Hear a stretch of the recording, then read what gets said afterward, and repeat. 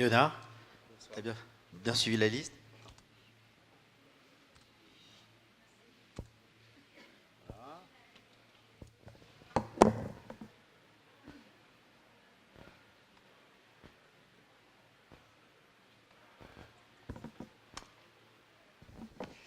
Léonard, donc architecte et designer ou designer.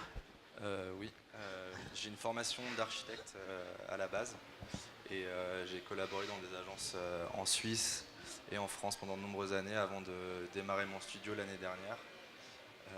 Du coup, une pratique qui est bilatérale entre le design et l'architecture. Voilà. Bon, très bien. On va te laisser raconter ça en images alors. Donc le premier projet que je vais vous présenter, c'est un projet d'étagère. Elle est composée de 5 plateaux et de 4 montants en frêne massif. Et la particularité de cette étagère, c'est que l'inclinaison des montants permet de maintenir les plateaux aux bonnes hauteurs. Donc là, on voit les éléments constitutifs de l'étagère.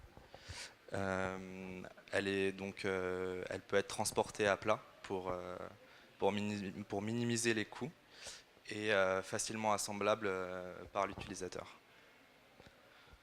Donc,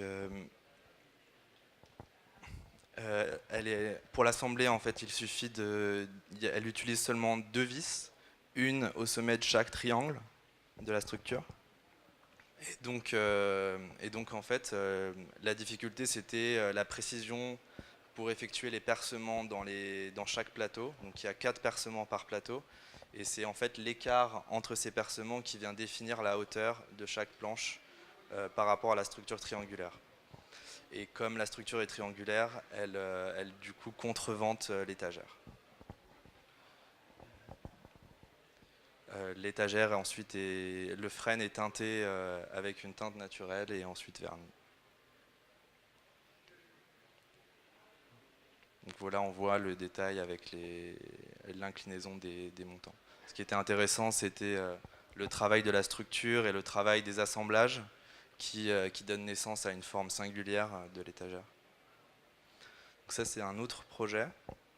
C'est un projet de lampe en béton fibré teintée dans la masse. Et la particularité de ce projet, c'était d'intégrer des 4 aimants en néodyme dans la masse du béton. Et en fait, donc, il y a 2 éléments qui sont indépendants. La tête qui contient le module de LED et la base. Et d'avoir intégré des aimants dans la masse du béton permet à l'utilisateur de moduler l'éclairage en fonction de ses besoins. Et donc il y a 4 positions d'éclairage. Donc là on voit la lampe qui est fermée. Du coup quand elle est fermée, c'est un objet plus ou moins abstrait sur un bureau. Là c'est une position, plus une position de lampe de table, lampe de bureau qui pourrait éclairer un plan de travail ou un livre. L'avantage aussi d'avoir des aimants qui sont dans le béton, c'est que la connexion et la rotation est juste magnétique, et du coup on a une très grande souplesse dans la rotation des éléments. Donc là, on a la position en T qui est plus une position de lampe de chevet et qui permet de prendre moins de place. Ça c'est la position pour un éclairage indirect sur un mur, vers un objet ou vers une bibliothèque par exemple. On voit donc que la forme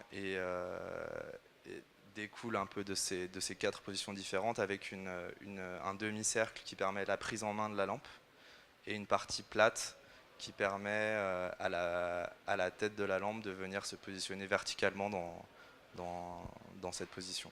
Donc là on voit un détail du béton qui est teinté, qui est d'un aspect assez lisse. Il y a plusieurs couleurs qui vont être produites, une rouge ocre et une gris clair.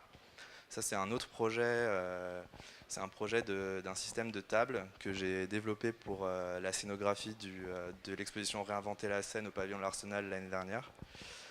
La particularité de ce projet, c'est que le système de table utilise des profilés en aluminium extrudé. Et ces profilés en fait ont deux fonctions structurelles. La première, c'est qu'il rigidifie les plateaux en contreplaqué. Donc en fait, ils servent de poutre. Et la deuxième, c'est que leur forme permet l'encastrement des pieds en frêne massif sur ces profilés, et ce qui donne un détail intéressant sur la tranche de la table, où on peut lire en fait chaque élément constitutif qui viennent affleurer sur la table. Et donc on peut avoir des grandes portées de 3 à 6 mètres. Ça, c'est une table qui faisait 6 mètres de long, avec du coup 6 pieds seulement. La portée de donc 3 mètres entre chaque pied, grâce à l'utilisation de ces poutres en fait en aluminium.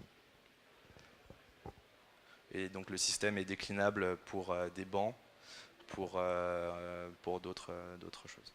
Ça, c'est un projet de maison en béton armé teinté. La particularité du projet, c'est que le plan de la maison s'organise autour d'une colonne centrale qui contient l'escalier. Donc ça, c'est l'espace au rez-de-chaussée quand on rentre dans la maison, donc qui est plus l'espace de séjour. La maison, elle est localisée dans les montagnes du parc naturel de Parnassos en Grèce. Et donc là, on voit la vue extérieure où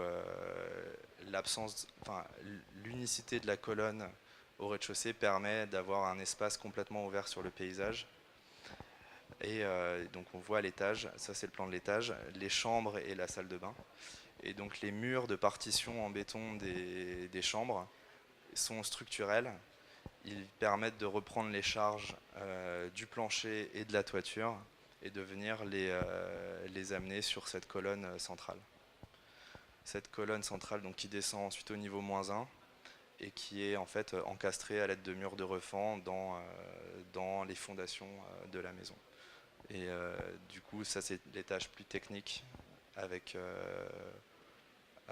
l'espace pour les machines à laver et un vestiaire sanitaire en dessous. Ça c'est une vue du coup de la maison. Donc ça c'est le plan, ça c'est la vue de l'étage du salon. Et donc on voit que quand les baies vitrées sont coulissées complètement, la maison est complètement ouverte sur le paysage qui était un paysage très intéressant et assez magnifique. Voilà.